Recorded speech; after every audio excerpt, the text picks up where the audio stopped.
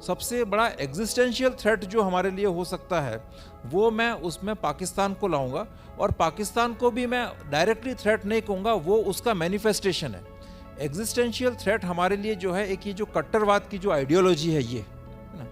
Because देखिए, अगर इस तरह की जो प्रेडेटरी टोटलिटेरियन आइडियोलॉजीज अगर ऐसी रहती हैं जो कि ये इस तरह का मिशन डिसाइड की, जैसे अल कायदा हो गया सपोज, या आईसिस हो गया, या पाकिस्तान के अंदर भी गजवाए हिंद की बात करने वाले लोग हैं जो कि ये चाहे कि भाई किसी भी कंट्री को जो कि जहाँ लोकतंत्र की सरकार चल रही है, जहाँ पर आपकी सभी तरह के धर्म संस्कृति के लोग रहते हैं, वहाँ पर एक यूनिफॉर्म शरिया कोड लगा दिया जाए, वहाँ पर एक तालिबान स्टाइल की फंक्शनिंग लगा दिया जाए, वहाँ पर फोर्स्ड कन्वर्जेंस कर दिए जाएँ, तो वो एक एग्जिस्टेंशियल थ्रेट है जो कि हमारे कल्चरल, हमारे सिविलाइजेशनल एग्जिस्टेंस को एक बहुत बड़ा एक थ्रेट पहुंचाते हैं। और ये थ्रेट पिछले तकरीबन 1200-1300 साल से ये देश झेल रहा है। और ये थ्रेट ना सिर्फ बाहर से आ रहा है बल्कि इसके इंटरनल आयाम भी हैं।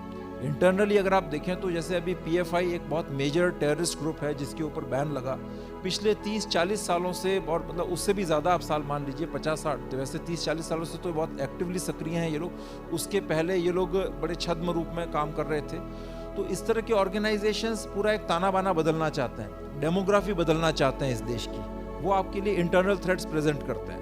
फिर मैं आपको बात करूंगा अभी नॉर्थ ईस्ट के अंदर अगर हम जाएं, मैं अभी अरुणाचल प्रदेश में, जहां ये जो अभी चाइना का जो रिसेंट इंटरवेंशन हुआ, इंट्रूजन तवांग के अंदर, मैं वहाँ कुछ काफ़ी दिन बिता के आया उन पोस्ट के ऊपर। तो मैंने अरुणाचल प्रदेश के अंदर एक चीज़ देखी, वहाँ पर जनरली जो आप पॉपुलेशन कॉम्पोजिशन आप देखेंगे, तवांग और कामेंग डिस्ट्रिक्ट जो कि वेस्टर्न अरुणाचल प्रदेश है, वहाँ पर मोनपा बुद्धिस्ट कम्युनिटी है जो कि दलाई लामा को मानते हैं। और तवांग की एक बहुत इंपॉर्टेंट सिग्निफिकेंस ऐसा है कि वहाँ पर 6th दलाई लामा का बर्थ हुआ था।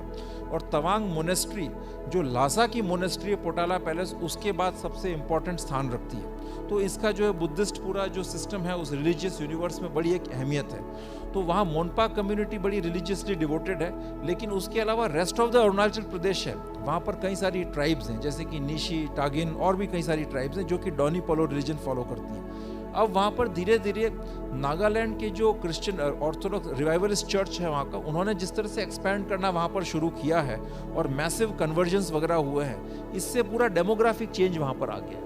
अब आप देखें उससे किस तरह की चुनौतियां सामने आती हैं। अगर आप लोगों को, जैसे जो प्रॉपर जो बुद्धिस्ट कल्चर जो फॉलो करने वाले लोग थे, उनको आप अपनी रूट से अपरूट करके एक वेस्टर्न लाइफस्टाइल की तरफ उनको आप लगा देते हैं, लोग शराब पीना शुरू कर देते हैं, उनको मॉडर्न गैजेट्स की आदत है, माइग्रेशन करके बाहर चले जाते हैं, तो फिर ऐसे लोगों के अंदर एनिमी कंट्रीज, चाहे वो चाइना हो चाहे वो अमेरिकन हो, वो स्पाइस बहुत जल्दी रिक्रूट कर पाए।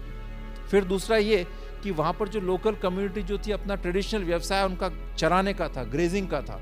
अब वो अपने जानवर लेकर के जब ग्रेजिंग बॉर्डर एरियाज तक जाते थे तो वहाँ पर उसी के आधार पर हम लोग ये क्लेम करते हैं कि फला एरिया तक हमारी सीमा है, फला तक हमारी सीमा है। अब ये लोग वेस्टर्नाइजेशन और कन्वर्जेंस के कारण जब इस ग्रेजिंग को छोड़ करके या तो बाहर माइग्रेट करने के चले जाते हैं, दिल्ली माइग्रेट कर जाएंगे मॉडर्न लाइफस्टाइल में, या गुवाहाटी चले जाएंगे, तो ग्रेजर्स नहीं बचेंगे।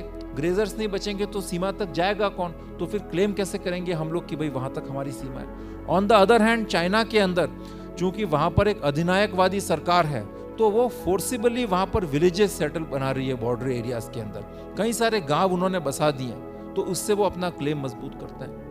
तो मोटी मोटी ये चुनौतियां, बाकी डेफिनेटली साइबर एक बहुत मेजर चैलेंज सामने आने वाला है और चाइना इसके अंदर एक बहुत ही ज़बरदस्त प्लेयर है से, और वो आपके हमारे ग्रिड सिस्टम्स को फेल करने की ताकत रखते हैं। वो किसी भी फैक्ट्री में हड़ताल करवा सकते हैं, वो आपकी सैटेलाइट सिस्टम्स के अंदर इंटरवेंशन करने की ताकत रखते हैं। उनके लिए सारा जो एस्पियोनाज उनका है आजकल, वो सारा टेक्निकल एस्पियोनाज होता है, सिग्नल्स एस्पियोनाज होता है और सैटेलाइट्स के थ्रू चलता है। तो ये एक मेजर चैलेंज है। लास्टली मैं एक बात कहूँगा कि कहीं ना कहीं मुझे ऐसा लगता है कि एक्सटर्नल चैलेंजेस से ज़्यादा हमारी चुनौतियाँ भीतर ज़्यादा हैं भारत के अंदर, है ना। बिकॉज अगर आप वैश्विक स्तर पर देखेंगे तो देखिए पाकिस्तान बहुत ही कमज़ोर आर्थिक हालत में, वो इस स्थिति में नहीं है कि वो भारत के ऊपर आक्रमण कर सके। अब तो छुटपुट आतंकवादी भेजता रहता है ताकि अपना एक अस्तित्व बचा सके कश्मीर के अंदर। चाइना भी चारों तरफ से एक तरह से आप है ना, वो भी बहुत विकट स्थिति के अंदर आ रहा है, बिकॉज ताइवान में वो प्रेशर फेस कर रहा है, अमेरिकन से आमने सामने की जंग लगभग आ चुकी है, उधर चाइना का जो एलाय है रशिया, उसके अगेंस्ट यूरोपियंस आ चुके हैं, तो ये लोग, इनकी आपस की स्थिति काफ़ी विकट हो रखी है। तो ये एक मौका है जहां पर हम इसका लाभ उठा करके भारत एक बहुत मजबूत स्थिति के अंदर आ सकता है, इकोनॉमिकली, पॉलिटिकली एंड मिलिट्रीली। मगर उसके लिए सबसे पहले हमें हमारे अंदर बैठी जो चुनौतियां हैं उनको डील करना पड़ेगा। हमारे एकेडेमिया के अंदर, हमारी जो है सिविल सर्विसेज के अंदर, खास तौर से एक बहुत ही एक एक्सट्रीमली आप कह सकते हैं कि एंटी सनातन या एंटी सिविल भारतीय सिविलाइजेशन माइंडसेट के लोगों का बड़ा ज़बरदस्त पेनिट्रेशन, उस तरह की चीज़, और वो आज का नहीं है, वो पिछले 60-70 सालों के अंदर जो एक इकोसिस्टम इस भारत में डेवलप हुआ है, जिस तरह की शिक्षा पद्धति हम लोगों ने फॉलो की है, उसके आधार पर ऐसे लोग तैयार हुए हैं जो कि हमारी ही जड़ें काटने में लगे रहते हैं। कहीं ना कहीं उसे मूलभूत रूप से परिवर्तन करने की ज़रूरत है।